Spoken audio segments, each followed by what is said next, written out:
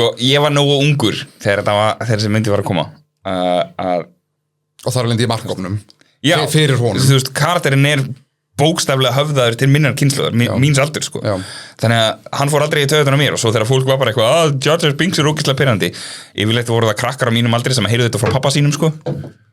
Pappi þeirra sagði að þetta var bara lélegur karakter, hann var eitthvað trúður og bara eitthvað fíblaskapur.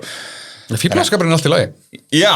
Málið á blaði, það ekkert að þessum karakter. Þetta er bara hundgömmul klassik, bara bumbling fíblið sem að slésast í það í valdastöður og slésast í það að gera eitthvað rétt eins og þannig í bardaganum.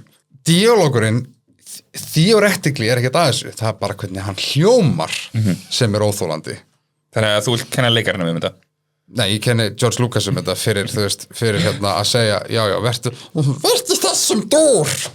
Þetta er bara á blaði, ef ég væri að lesa Phantom Menace handritið, myndi koma, já, ok, ég skil þetta, ekkert við hennar karakter sem böggar mig, það er bara hvernig hann hljómar, sem er bara svona, sko, neðarsjávar senan, með þeim þremur, væri visually fínasta sena, og væri ekki fyrir þetta, gúmarfís! Já, þetta því að hann stanslaust, hann stoppar ekki einu sinni myndir, hann er alltaf að bæta eitthvað í hverja senu, stundum er bara svona, hann má alveg bara vera þetta.